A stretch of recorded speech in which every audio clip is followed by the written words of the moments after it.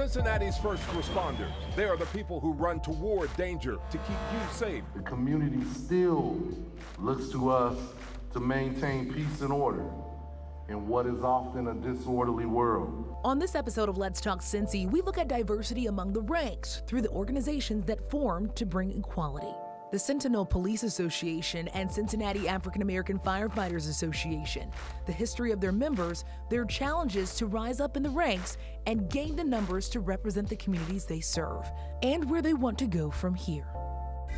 From WLWT, this is Let's Talk Cincy. The diversity among Cincinnati's first responders continues to grow. And part of that has to do with two organizations, the Sentinel Police Association and Cincinnati African American Firefighters Association. Welcome to Let's Talk Cincy. I'm Curtis Fuller. And I'm Alexis Rogers. The Cincinnati Fire Department was established in 1853 and is considered to be the first paid professional fire department in the United States. However, it took more than 100 years for the first African American to be employed by the department. And we want to talk a little bit more about the history. We are joined now by the president of CAFA, Will West, and also retired Lieutenant Benny Shepard. Welcome, first of all, to the program. Thank you. So we should say, you know, before African Americans were hired on the department, there was something called the Bucket Brigade. Talk a little bit about that. Well, the Bucket Brigade was, it paid was, it run like a volunteer. They didn't have apparatus or anything, you know. They put out most of the fires with buckets. That's what they called the Bucket Brigade. And they would pass the buckets down through one person to another, and that's how they got the name Bucket Brigade. Wow. It's amazing to me that it took so long to actually hire an African-American firefighter in the department. Let's talk about that. What took so long? Well, what took so long was segregation and discrimination in the country. Not only in Cincinnati, but that's the way the system was, the law was written, and blacks wasn't allowed to come into the fire department because of segregation. And so they had the first black firefighter to be hired was Herbie Baines. He was the first black firefighter in 55. He was hired as a black firefighter, and he had discrimination and things did against him to keep him from being a firefighter. But he persevered, and he resigned as a result of it because he couldn't get promoted, and he didn't have the different equipment to go forward, and so he resigned from the fire department because of that. Yeah, he passed away, we should point out, just last year, age of 85, I think you were saying. Talk a little bit about how things are now. Now things are better. Things are better, but of course, you know, we still have our struggles that we have to attend to. That's why our association has been in existence since 1980, and you know, we're here to basically just ensure that the fire department continues to diversify, and as well as continue to ensure that our members that are on the fire department are treated fairly. It's amazing because I feel like we continue to have this conversation, especially when we see, you know, different African American associations in lines of service, and people will ask, like, well, is this really necessary? What do they do now? How do you have that conversation with people? What are some of the things that you all are doing now in the community? Well, in the community, as we've always done, we try our best to stay active and personally involved, hence our motto, being involved personally. We have continuous, throughout the year, engagements in the community, whether it be school supply drives to help, you know, the kids, whether it be toy drives around Christmas time, our turkey drives for Thanksgiving, you know, providing for families that are a little less fortunate or even just hitting hard times. Give me some perspective of numbers, because how many firefighters we have total, and how many African American firefighters do we have? On the Cincinnati Fire Department, there is a estimated number. I'm saying estimated because people are retiring very fast at an alarming rate right now. Estimated at about 850. There are over around 350 African American and minorities on the fire department, and our organization makes up a little over 200. Okay. Wow. That's good. That's good. I'm amazed to hear that, because that's a lot like what the city of Cincinnati is made up as well. So. And that's our goal, to kind of match the city of Cincinnati's ratio of African Americans versus Caucasians, at least to do our best to balance out the fire department, so that even the kids can see, you know, that there's someone that looks like them doing this job, and maybe it'll inspire them. I would imagine that you get back and you get a chance to talk to some of the active firefighters. What are you telling them these days? Well, I visit the firehouses, and I kind of encourage them to encourage their kids and their relatives to join the fire department. It's a good occupation, a good career. It's dangerous, but so is a lot of other jobs are dangerous. And so that's a very good occupation for the young generation. Well, we appreciate you being here. It's good to let people know a little bit about what's taking place, and thank you. Thank you very much. Thank you for having me here. I Absolutely. appreciate it. Yeah. Well, a notable milestone in the Cincinnati Fire Department happened just 35 years ago. The first woman to be hired to work as a firefighter in the Queen City, when Let's Talk Cincy returns.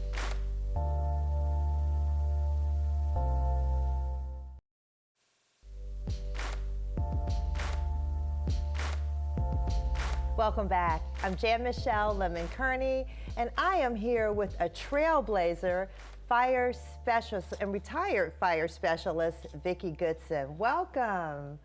So looking back, and Alexis mentioned that the fire department started in 1853, but it wasn't until 1984 that we had any women on the Cincinnati Fire Department. You were one of the first, along with Paula Duncan and Batista Jackson. All three of you were African American. Yes, ma'am.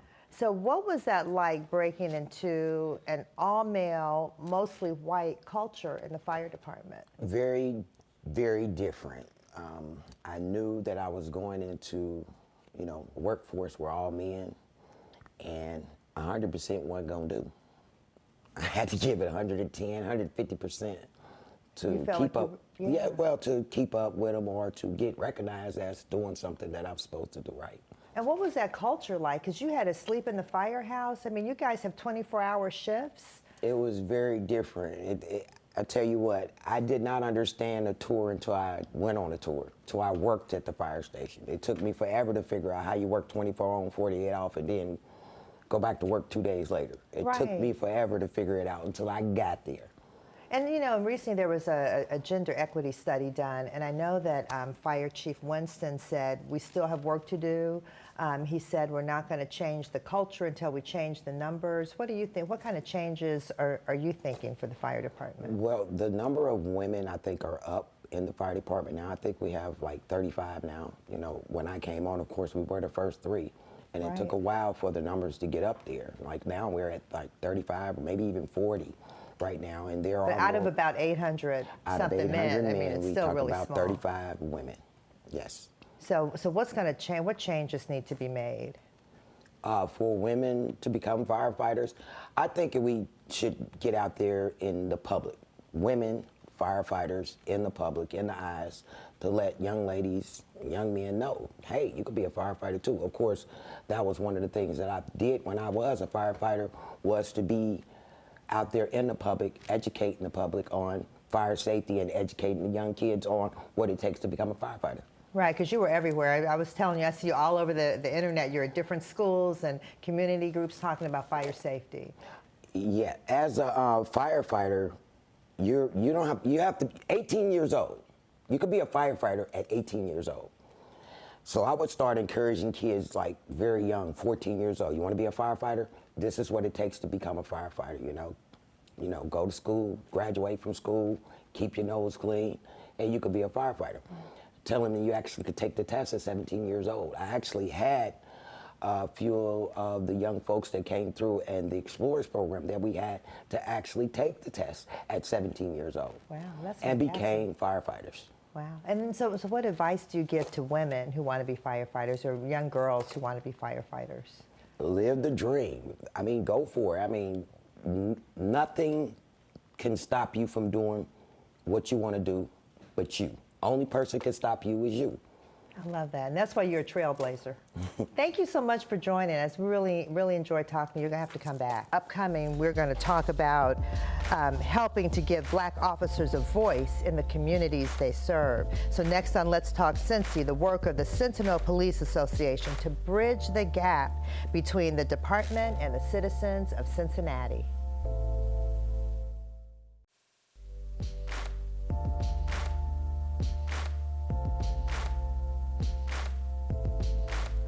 Well, welcome back, everyone. African Americans have been members of the Cincinnati Police Department for at least 120 years. That is a lot of time, Yeah. and some have compiled outstanding records. We're joined by Officer Lewis Arnold Sr. and retired Officer Scotty Johnson, really friends of many here in Cincinnati. I feel like we always see them, and they're actually representing the Sentinel Police Association. Guys, thank you so much for joining us. Thanks for having me. You all have Thank done you so much for work having in this community for so long. Let's talk about where the association even started from.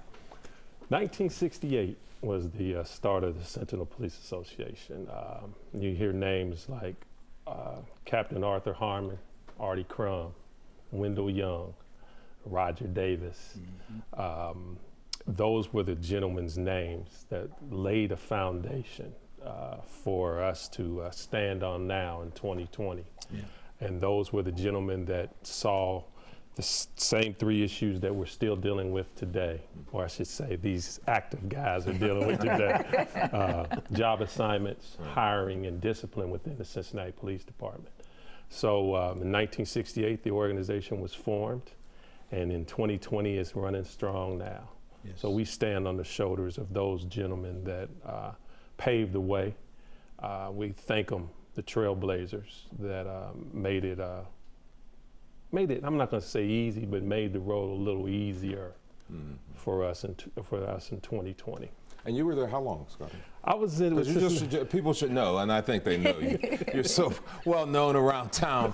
You just retired after how many November years? 2nd, 33 years. Wow. After 33 years, and it was an honor to serve. It was, I gotta say, one of the highest honors that I achieved as a Cincinnati police officer was being elected as president of the Sentinel Police Association for 3 terms. But it was a great run, a lot of great people, and the service to the community is what I'm most proud of. Absolutely. What do conversations look like between you all? Because obviously, you know, continuing this mission, I'm always getting emails from you about everything that's going on. I feel like you are like my news source for certain things going on in the Well, thank community. you, Talk to us Alexis. about what your goals and things are now, especially from what you've seen during your years of service. Well, I would say this is that being the present president, I have to draw from past presidents. They've laid a lot of strong foundation for the organization, and we have to continue to stand on that foundation. We focus on hiring, promotion, discipline, and assignments, and they're important, especially to our members, our African American members. We make up about 29% of the police department right now as African Americans, and we want to have an impact also in the community. We do a senior Christmas party. We basically, the Sentinels basically fund that's held out at District 4. And I think you guys may have covered it, I'm not sure. And it was a great success. We participate in the BFR, which is Black Family Reunion. And our staple event is the Martin Luther King Jr. Awards and Scholarship Banquet, which will be held this Saturday at the Netherland Plaza. So we strive still to be heavily involved in the community. Me and Scotty and I were talking over there, and one thing that sometimes gets glossed over is we are oftentimes a bridge between the police department and the African American community. When there are issues going on, people in the community, because they know us, they will call us personally and ask us how they may handle certain situations or deal with certain situations. And we also have a strong relationship with some of the other Black organizations in the city, NAACP, National Black Front, NAN, those type of groups that we wanted to create a relationship with, so when the issues do arise, we can show one strong, united front.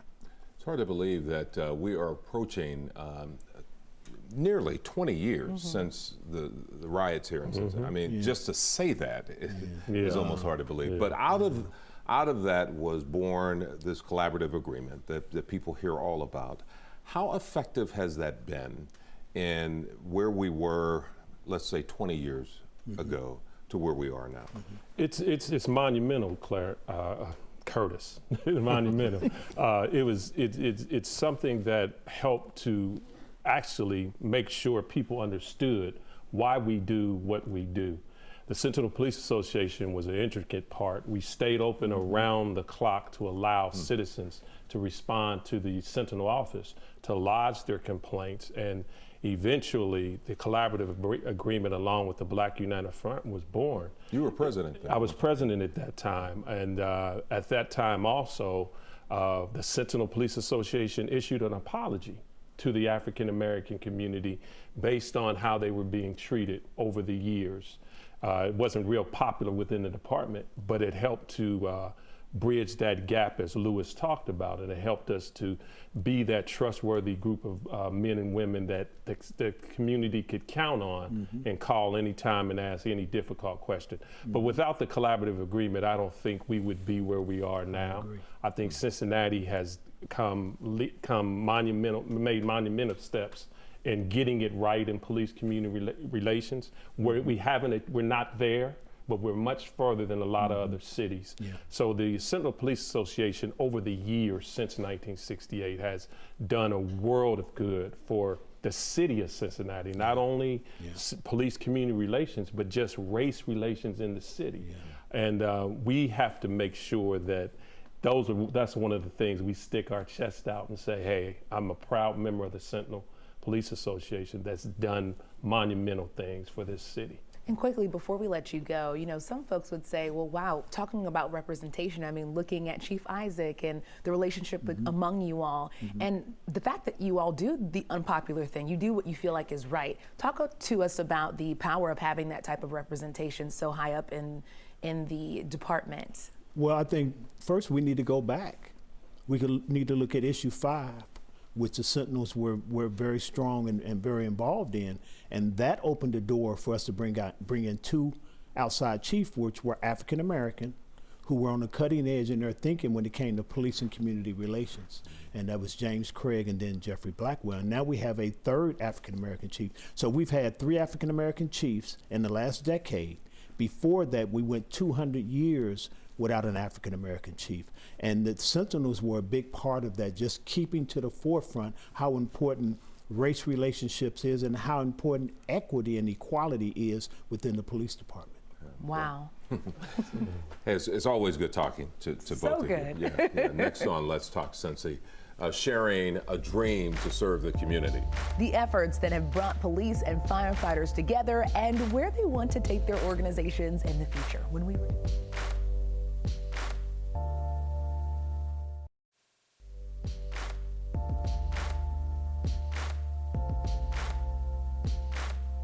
Well, we have definitely been in for a treat, and we are wrapping up our conversations on the Sentinel Police Association as well as the African American Firefighters Association.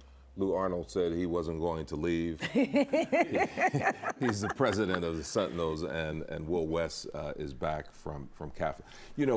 We talked a little bit about women in the fire department. Someone we should point out, and Lou, tell us a little bit more about Kimberly and her involvement in the police department. Well, Kim Williams, first of all, was the first African-American female captain on the Cincinnati Police Department, which is pretty awesome. She loved youth. She built some strong youth programs and got funding for our cadet program that still exists within the police department.